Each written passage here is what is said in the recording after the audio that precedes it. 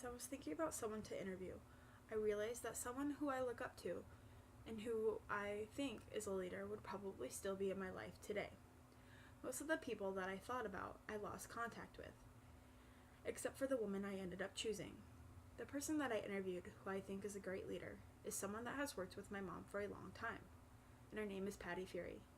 Patty doesn't just work with my mom, but she's also her best friend. Patty has been a part of my life for the past 8 years, give or take. The reason I chose Patty is because I've always seen her not only as like a second mom to me, but as a real leader. Whenever my mom needed her help, whether at work or in general, she was always there to step in. My mom talks about her so highly, so I thought that she would be a good example of a great leader. When I asked Patty what the term leadership meant to her, she told me that leadership is when someone demonstrates positive directions for others to follow, to inspire, and motivate a group of people or another person in general. I then asked her how important she thought interpersonal skills are to leadership, and she responded saying interpersonal skills are very important because when you want someone or a group to succeed, if you're their example, then you must carry and communicate effectively and professionally. I then proceeded to ask her what are some of her own personal leadership characteristics. And she responded saying that it includes coaching individuals, management skills, empowering conversations, strategically thinking to get to that goal. One of the main characteristics that jumped out at me is empowering conversations, because I know from experience that Patty is a great person to have a conversation with. I've heard several stories where she has started a conversation with my mom that has given her motivation to move forward at work, even on the worst of days.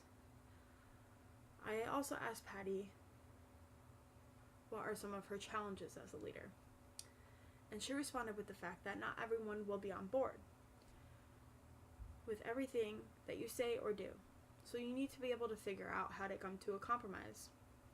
This applies to every great leader, and the fact that Patty recognizes that shows that she is willing to put aside her own feelings and opinions to be considerate of others and being able to resolve any problems that are in the situation. Finally, when I asked Patty who she thought was a great leader in her life, instead of saying her mother or her father or any other relative, Patty chose to say my mother. She believes that my mom has had so much experience with raising 4 kids that she has had the time and energy to develop all of the characteristics of a leader, including honesty, communication, commitment, positivity, and more. Now, these are Patty's words, not mine, but I obviously have a biased opinion and would have to agree with her. However, this is about Patty being a leader, and I think that my mom would say the same thing about Patty as she did about her. Considering Patty has 2 children herself, is going through a messy divorce at the moment, she's also trying to start over with someone else. I think that she's doing and showing her communication, commitment, and positivity, all qualities of a great leader. Patty continues to communicate for the sake of her children to make them happy, while also staying committed to her new relationship, as well as her children, and she stays positive, although it might be challenging. I think that even when the going gets tough, a true leader fights to make things right again, and Patty has been doing just that.